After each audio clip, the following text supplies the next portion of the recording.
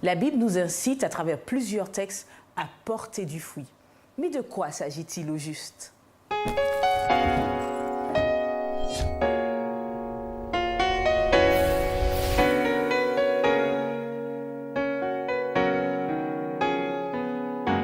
Bienvenue chers amis dans votre émission Autrement dit. C'est un plaisir pour moi de vous retrouver en compagnie de Bruno et d'Eddie Michel. Bienvenue à vous. Merci d'être fidèles et de nous suivre. Cette semaine, nous allons étudier particulièrement le Saint-Esprit et le fruit de l'Esprit. Alors au juste, qu'est-ce qu'on entend par le fruit de l'Esprit? Alors cette notion de fruit, je pense, est un peu tirée de l'Évangile selon Jean au chapitre 15 et le verset 5, lorsque Jésus, dans ce passage, va parler de la vigne, du raisin, du sarment, et tout ce processus justement qui permet d'avoir le raisin. Et il dira bien évidemment, lorsque le sarment est attaché au cep, eh bien, il y a toute la sève qui circule et à un moment donné, naturellement, on voit des raisins apparaître. Effectivement, au verset 5, dans cette logique, Jésus va dire « C'est moi qui suis la vigne, vous êtes les sarments. Celui qui demeure en moi, comme moi en lui, celui-là porte beaucoup de fruits. » Donc on voit bien que Jésus s'attend dans la relation avec son disciple, dans cette vie pleine et totale qui est soumise à Dieu et effectivement, et nous l'abordons depuis quelques semaines, sous l'action de l'Esprit, puisque au chapitre 14, Jésus va bien laisser entendre qu'il sera encore avec les disciples. Il ne le sera pas physiquement parlant, en tant que personne, mais sa présence sera assurée par le Saint-Esprit. Donc on comprend bien dans notre étude d'aujourd'hui que oui, l'action de l'Esprit en nous, c'est-à-dire que cette relation vivifiante quotidienne sous l'influence de l'Esprit, eh bien, a un résultat concret. Et donc lorsque nous demeurons dans cette relation avec Jésus, il y a quelque chose qui se produit, comme lorsque un arbre, eh bien, il est planté, il y a sa sève, il y a des fruits, eh bien, de la même manière, il y a un résultat qui découle de cette relation, il y a un comportement, il y a une attitude, il y a une nouvelle manière de penser, de voir, d'agir, et cela s'appelle, donc dans la Bible, le fruit de l'Esprit, le résultat donc de l'action de l'Esprit en chacun de nous. Alors, pour ceux qui, merci pour cette lumière, pour ceux qui nous suivent, c'est vrai qu'Eddie parle de comportement, de manière qui découle de notre attachement un peu à Jésus, mais de manière concrète, pour ceux qui nous suivent, est-ce qu'il y a des qualités précises, des choses comme ça qui méritent d'être développées, qui devraient se voir à l'image de ce qu'Eddie vient de mentionner? Tout à fait. Souvent, nous entendons dans les églises une petite confusion en parlant des fruits de l'esprit. Et la Bible, dans Galates 5, effectivement, nous dit que c'est le fruit de l'esprit, et commençant par l'amour, et ensuite on voit la patience, et on voit toutes ces... La déclinaison. Exactement. Et on comprend bien qu'en fait, que la Bible n'a pas fait une erreur en disant le fruit de l'esprit, mais c'est pour bien montrer qu'en fait, que ce n'est pas des aspects, on va dire, ah tiens, donc voici telle œuvre, voilà, donc il a l'esprit. Non, c'est vraiment, comme Eddie le disait, c'est dans sa globalité, en fait, c'est en fait le résultat en fait de l'esprit sur une personne en fait. Alors c'est vrai qu'on mentionne, je vais le dire quand même pour ceux qui nous suivent dans Galates 5 verset 22, le fruit de l'esprit c'est l'amour, la joie, la paix, la patience, la bonté, la bienveillance, la foi, la douceur, la maîtrise de soi. Aucune loi n'est contre de telles choses. Et d'ailleurs, Eddie Michel, tu as parlé de Jean 15 précisément, où il est question du cep et du serment. Alors c'est vrai que tu parles du fruit de l'esprit et j'ai énuméré un peu toutes les qualités que l'on retrouve dans ce fruit. Est-ce que cela signifie qu'une personne ancrée en Christ, qui se dit ancrée en Christ et qui développe un certain amour, une certaine joie, une certaine patience, une certaine bonté, mais qui, à défaut, semble ne pas avoir de foi, ni de maîtrise de soi, ni de paix, est-ce que cela montre que cette personne, en fait, ne détient pas du tout ce fruit? Alors, il faut bien comprendre que de la même manière que sur un arbre, on ne vient pas poser des fruits, le fruit est le résultat de quelque chose. le fruit, c'est, bon, par exemple, des mangos. Je ne vais pas prendre des mangos, aller les accrocher aux arbres pour qu'on reconnaisse un manguier.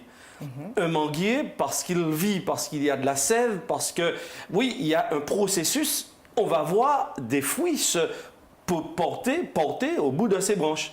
De la même manière, lorsque nous sommes en Christ, lorsque le Christ est en nous, par le Saint-Esprit, lorsque nous lui permettons d'agir pleinement dans notre existence, de fait, on voit le fruit de l'esprit, et le premier mot qui est ici utilisé dans Galates 5, 22, c'est l'amour. L'amour va donc va ouvrir nos yeux sur les autres, va nous porter à les regarder autrement, à être vis-à-vis d'eux beaucoup plus patient, beaucoup plus attentif, beaucoup plus miséricordieux. Et je crois que c'est le résultat de l'amour, l'amour avec un grand A, parce qu'effectivement, quand je lis par exemple dans Exode chapitre 34, à partir du verset 7, ici il est question de Moïse dans sa relation avec Dieu, qui à un moment donné va lui demander de reconfectionner les tables de pierre, et dans cette relation, Dieu va se révéler à Moïse. Et voici ce qu'il est dit de Dieu. Dieu, donc le Seigneur, Dieu compatissant et clément, patient et grand par la fidélité et la loyauté, qui conserve sa fidélité jusqu'à la 1000e génération. Alors lorsque je lis ce texte, en parallèle avec Galates chapitre 5 verset 22 et effectivement Jean chapitre 15 verset 5, je découvre en fait que le fruit de l'esprit dont il est question dans Galates est en parallèle avec les caractéristiques de Dieu.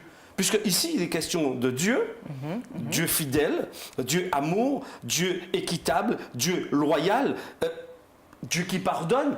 Et quand je lis 1 Corinthiens chapitre 13, le célèbre texte qui parle de l'amour, l'amour par excellence, le don par excellence, eh bien, je me dis oui, quelqu'un qui vit en Christ ne peut pas développer qu'un aspect de l'amour.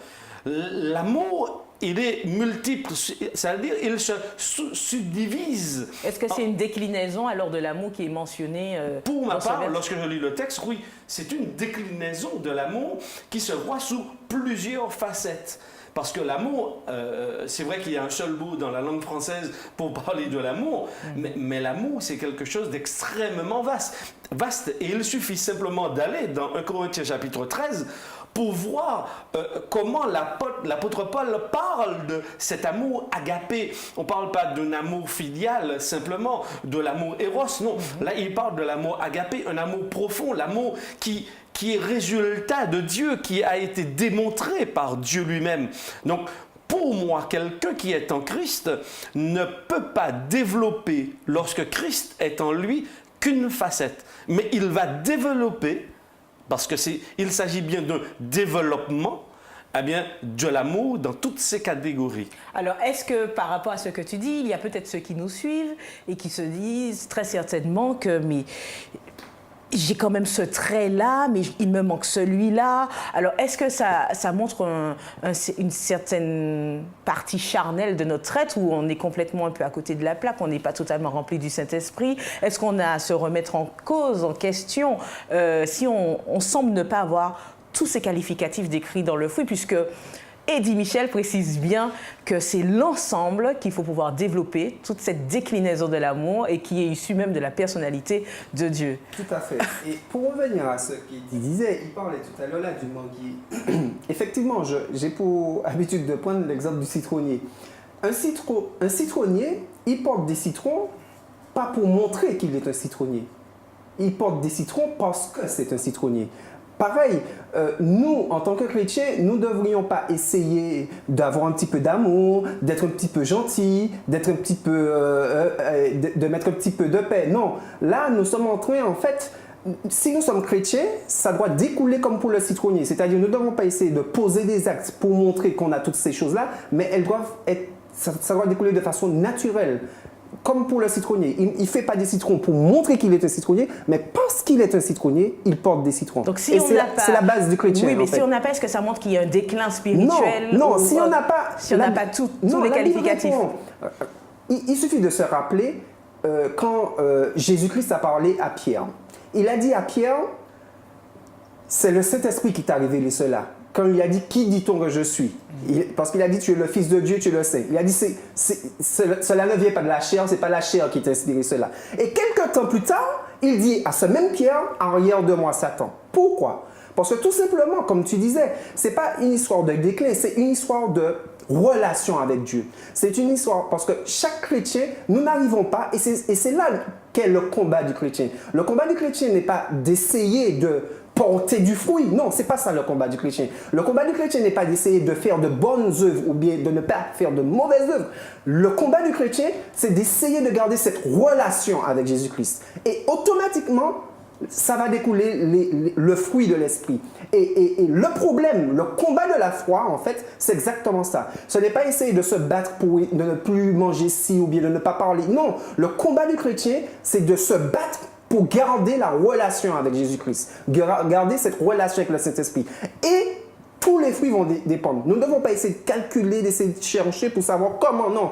À partir du moment que nous sommes comme ça, nous sommes en train, justement, tu disais, nous sommes sauvés par grâce, nous sommes en train d'essayer d'être sauvés par les œuvres et non par la grâce. Alors, pour rebondir sur ce que tu dis que le combat du chrétien n'est pas d'essayer de porter du fruit. Est-ce que cela signifie qu'en fait, le fruit de l'esprit vient tout naturellement dans la relation que l'on a avec Dieu et qu'on n'a pas d'effort à faire normalement puisque ça coule de source?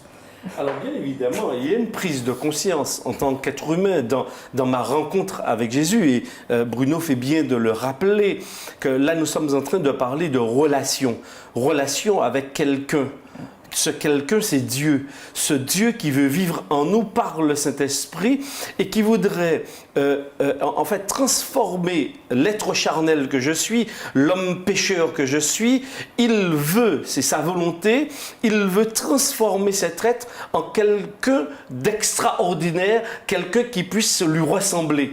Et ça, c'est la volonté de Dieu, de vouloir réaliser cela.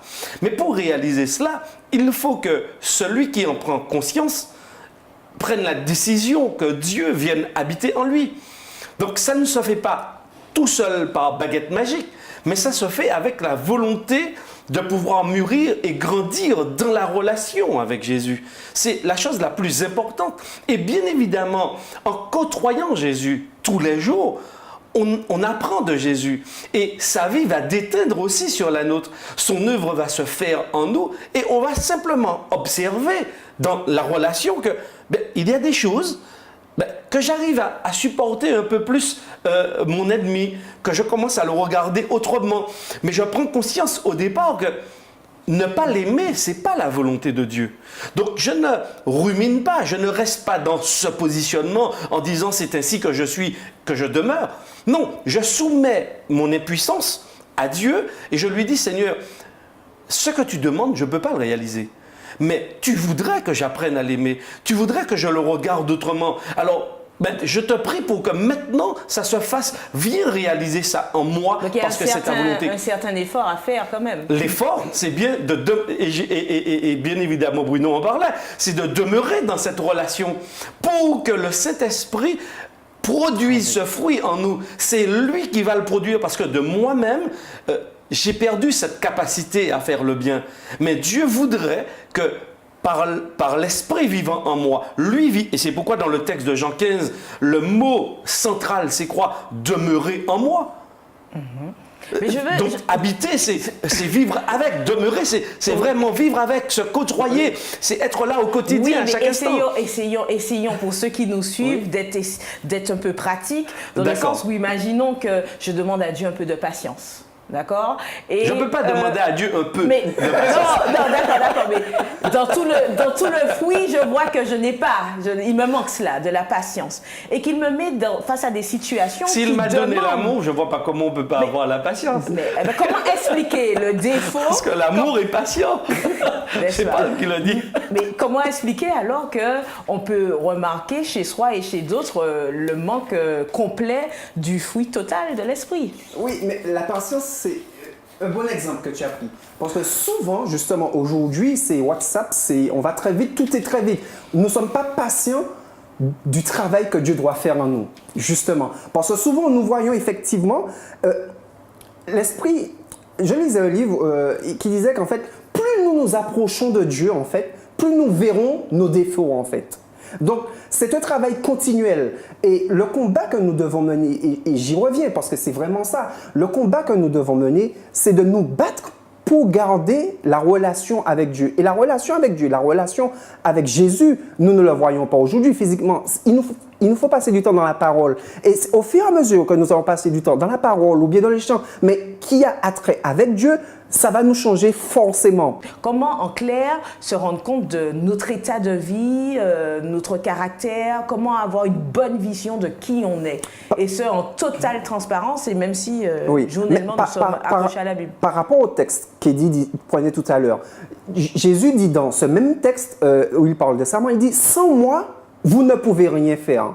Souvent, nous entendons ça, mais nous pensons que c'est juste une parole comme ça dans la Bible. Mais c'est le cas. Revenons en arrière et prenons par exemple Saphira et Anania.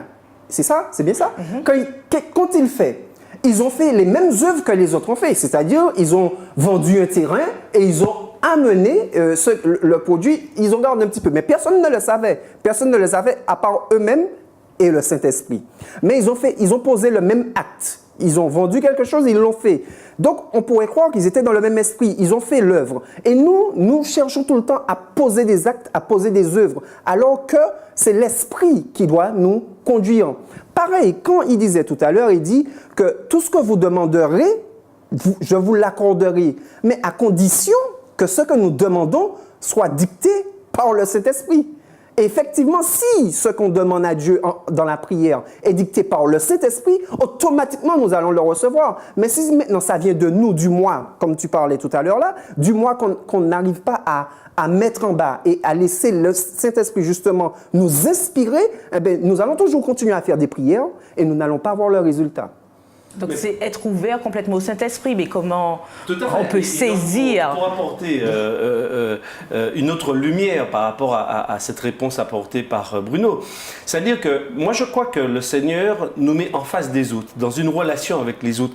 La raison d'être aussi de l'Église, c'est bien cela, c'est que par rapport à l'étude que nous pouvons avoir de la Bible, nous puissions être confrontés aux autres pour savoir où est-ce que nous en sommes.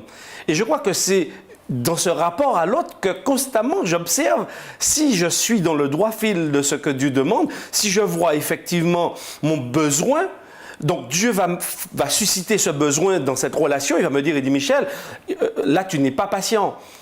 Tu dis que tu aimes, mais tu n'es pas patient. Tu dis que tu aimes, mais ton porte-monnaie reste constamment fermé. Tu n'es pas fidèle. Il y a un certain nombre. Donc, le Seigneur fait ça ressortir dans ma relation aux autres. Alors, il y a deux solutions. Soit je cache, comme Ananias et Saphira, je fais semblant. Alors là, le Saint-Esprit ne peut même pas beaucoup m'aider. Parce que s'il met en lumière et que finalement, moi, je veux rester caché et je cache tout, j'aurai des soucis. Mais si au contraire... Est-ce qu'il y a des pathologies qui font qu'on n'entend pas l'Esprit de Dieu? Alors, je ne mettrai pas ça. Oui, la pathologie du péché, bien évidemment. C'est la pathologie... Je suis très sérieux. Non, mais je suis aussi très sérieux. Je suis très sérieux. Alors, bien évidemment, s'il vous parlez de pathologie, là, Dieu a un travail spécifique. Et là, je ne peux pas répondre directement à cette question, parce que là, c'est du domaine de Dieu, parce que raisonnablement, objectivement parlant, je ne sais pas comment répondre à cette question. Mais je crois que pour ceux... Il y a une pathologie, c'est le je, le moi. Non, mais c'est cette pathologie. Et nous l'avons tous. C'est pourquoi j'ai parlé du péché. Mais comme elle parle de pathologie spécifique... Non, tout à fait, j'ai bien compris. Bien évidemment. Non, j'ai bien compris, mais c'est ça, c'est le je. Au mental. Oui, tout à fait. Tout à fait. Mais je crois que ça, c'est du domaine de Dieu. Mais pour ceux qui peuvent raisonner, c'est-à-dire à qui Dieu montre des situations et qui ont la capacité de demander à Dieu, Seigneur, là, aide-moi, j'ai besoin de toi. Et je crois que c'est important que nous soyons aussi dans cette demande constante vis-à-vis de Dieu. Parce que Dieu, dans la Bible, d'ailleurs, dans le texte de Jean 15, demandez, mais demandez quoi? Mais demandez justement de l'aide. Demandez par rapport à vos besoins, par rapport à ce que je vous montre que vous êtes incapable de réaliser. Moi, je veux le réaliser en vous. Et je crois qu'aussi longtemps qu'on demeure ouvert à Dieu, dans la relation aux autres, c'est pourquoi pour moi, il est important que le croyant ne s'enferme pas tout seul dans sa tour d'ivoire et puis il estime qu'il est bon, il est parfait, il n'a rien à changer. Non, il faut sortir vers les autres. Il faut vivre dans l'Église parce que c'est dans l'Église que j'arrive à savoir comment je me situe dans ce que je comprends. Dans l'Église, dans la famille, dans la société, quel que soit, avec tout à fait, tout à fait. Et donc, pour moi, c'est un révélateur qui me permet d'aller à Jésus et lui dire, bon là, non, là c'est pas bon. Je voudrais vraiment que tu changes. C'est toi qui peux faire cela. Parce que même quand j'essaie, j'y arrive pas. Mais pour des indicateurs objectifs. bien évidemment, objectif, c'est que le Seigneur nous emmène sur son chemin. C'est ça qui est important. C'est-à-dire que arriver au point, comme Jésus l'a dit, et moi j'aime beaucoup cette réflexion, lorsque Pierre lui disait non, non, Jésus, dans Matthieu chapitre 16, non, à Dieu ne plaise, ça ne t'arrivera pas, tu ne mourras pas. Et Jésus a dit non, tes pensées ne sont pas celles de Dieu. Donc c'est vrai que parvenir à entrer dans la pensée de Dieu, qu'il nous révèle sa pensée et qu'on lui dise « Seigneur, là, ok, ça c'est ma pensée et je voudrais que ce soit ta pensée », là on arrive vraiment à une maturité, à ce que la Bible appelle en fait la perfection. On est dans la maturité avec Dieu, on comprend et on est totalement dépendant de lui. Que pensez-vous des personnes qui semblent être athées, ne croire en rien du tout, ni en Dieu, ni en rien, et qui semblent pourtant porter de bons fruits, et ce, dans tous les domaines? Mais je vais reprendre l'exemple d'Anania et de Saphira. L'esprit qui leur a dicté de donner, ce n'est pas le Saint-Esprit. Je ne sais pas quel esprit, mais ce n'est pas le Saint-Esprit parce que le Saint-Esprit, quand ils sont venus, il a dit « Pourquoi as-tu menti au Saint-Esprit » Qui veut dire que nous pouvons poser de bonnes œuvres, nous pouvons faire de bonnes choses, mais qui ne sont pas inspirées par le Saint-Esprit. Mais comment savoir alors? Comment décréter que les œuvres que l'on voit qui perdurent dans le temps et qui semblent être bonnes, puisque une œuvre, si c'est du faux semblant, tôt ou tard, on voit la chute. comment décréter que l'œuvre de celui-là, comme il est incroyant, ce n'est pas de cet esprit? Ce n'est pas notre boulot. Dieu ne nous appelle pas. Oui, non, c'est trop simple ta réponse. Non, je vais te dire. Non, c'est pas simple, mais c'est vrai. La Bible elle-même le dit. Elle dit, laissez croître. L'ivraie et le bon. L'ivraie et le bon grain. Et que c'est à Dieu de faire. Sinon, vous risquez d'arracher ce qui... Donc, ce n'est pas un non, on ne peut pas. Ça, c'est le travail de l'Esprit. Qui est-ce qui a dit pour Anania et Saphira?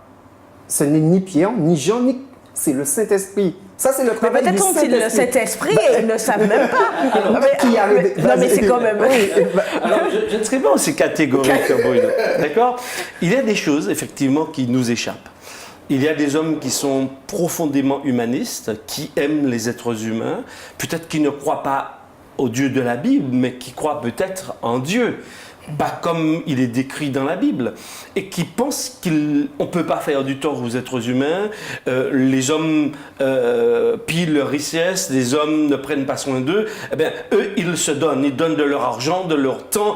Moi, je suis ému parce que moi, je suis loin parfois de réaliser 1/10 de ce que ces personnes font. Donc, je ne vais pas porter de jugement, c'est pourquoi je dis, je ne suis pas aussi catégorique, mais j'espère simplement que ces personnes iront peut-être plus loin avec Dieu, vont finalement le découvrir, voir cet amour de Dieu. Et je crois que c'est aussi notre responsabilité pour qu'ils ne demeurent pas simplement dans cet amour simplement humain, qui est déjà extrêmement important, mais qu'ils comprennent que Dieu a un projet global, que Dieu les aime par-dessus tout, et que malheureusement, il y a le péché qui vient et qui bousille justement toutes nos relations et qui fait que nous sommes des êtres égoïstes, malheureusement. Donc, oui, Bruno le disait, il faut laisser Dieu agir aussi dans ce sens-là et ne pas porter forcément un regard négatif sur les actions que ces personnes posent. Dieu va juger, Dieu va savoir, parce que même la Bible, dans Romains, et l'apôtre Paul le dira, celui qui connaît la loi et la Bible va être jugé par rapport à la Bible, celui qui ne la connaît pas sera jugé par rapport aux connaissances qu'il aura. Donc voilà, tout à fait. Alors par rapport, là on a vu des personnes qui ne croient pas forcément en Dieu ou autre. Maintenant, concernant les personnes qui en tout cas, fondent leur croyance sur Dieu, sur Christ, sur la parole de Dieu, et qui, au détriment de la parole de Dieu, ou par rapport à leur mode de vie, les désirs, pratiquent en quelque part un certain péché, quel qu'il soit. Je peux les énumérer comme je peux ne pas les énumérer. On ne va pas les énumérer. Est-ce que justement la pratique de ces péchés fait ensemble, donc ça peut être le mensonge, ça peut être l'adultère, je vais mettre un peu pratique. Est-ce que le fait de ne pas honorer ses parents, bon, à l'image des 10 commandements, est-ce que le fait de pratiquer un peu ces péchés minimise ou retranche un peu l'action du Saint-Esprit en cette personne? En fait, est-ce que le Saint-Esprit n'agit plus en quelque part ou on ne produit plus le fruit, ne permet plus à cette personne de produire du fruit? En fait, il faut savoir une chose. Le fruit de l'Esprit ne vient pas de nous-mêmes. Ça ne vient pas d'un effort de nous-mêmes. S'il y a effort de nous-mêmes, ça veut dire que ça ne vient pas de l'Esprit. Ce qui veut dire qu'on peut faire de bonnes choses, mais ça ne vient pas de l'Esprit parce que le mobile et l'inspiration ne vient pas de l'Esprit de Dieu. D'ailleurs, si nous prenons l'exemple de l'apôtre Paul, avant qu'il devienne Paul, il s'appelait Saul. Et il pratiquait ce que la loi, ce que la Bible, ce que Dieu leur avait donné. Pourtant, il n'était pas inspiré par le Saint-Esprit. Pourtant, il faisait des choses dictées, des commandements d'hommes, selon la Bible.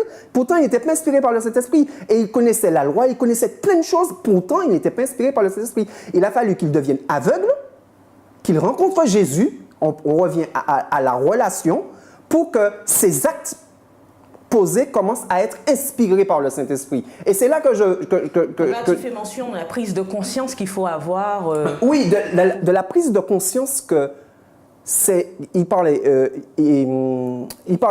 parlait tout à l'heure là de l'amour agapé. En fait, sans Dieu, nous ne pouvons pas avoir l'amour tel qu'elle est décrite dans la Bible. Nous aurons un amour intéressé, un amour inspiré par quelque chose, mais nous n'aurons pas l'amour de Dieu, le vrai amour en fait. Et c'est pour ça que les actes que nous allons poser, comme bien même elles seraient bonnes, ça ne veut pas dire qu'elles sont inspirées de Dieu en fait. Oui, mais alors est-ce que cela signifie que la pratique du péché limite l'impact de l'esprit dans la production du fruit en nous? Mais bien sûr, oui, non, tout à fait. Dans Galates chapitre 5, verset 22, termine cette phrase en disant « Donc, quant au fruit de l'esprit, amour, joie, paix, patience, bonté, bienveillance, foi, douceur, maîtrise de soi, aucune loi n'est contre de telles choses. » Ça veut dire qu'effectivement, Dieu vivant en nous par le Saint-Esprit ne nous emmène qu'à sa ressemblance. L'objectif, c'est qu'on ressemble dans nos comportements, nos faits, nos gestes, dans notre manière de penser, d'agir et de faire, on ressemble à Jésus. Donc, bien évidemment, lui vivant en nous, à un moment donné, il va attirer notre attention sur ce qui ne va pas dans notre vie. Dieu ne va pas nous laisser dans les ténèbres. Au contraire, il veut qu'on lui ressemble, donc il ne va pas laisser ça de côté. Donc, oui, bien évidemment, nous sommes en train de l'imiter et à un moment donné, à force de l'imiter et de ne pas vouloir entendre, on peut aussi éteindre l'action de l'esprit en soi. Je voudrais ajouter, en fait, il suffit de voir, quand nous fréquentons quelqu'un, là je ne parle pas de Dieu, ni du tout, nous fréquentons quelqu'un, la personne a des expressions et nous nous surprenons à prendre ces expressions à certains moments, parce que nous fréquentons la personne. De la même manière, il y a une chanson qui passe en boucle dans la journée, on peut être surprise que ça revienne dans notre tête parce qu'on l'a entendu pendant toute la journée. Donc si nous voulons être influencés par l'esprit, il nous faut passer du temps avec l'esprit. C'est le mot de la fin.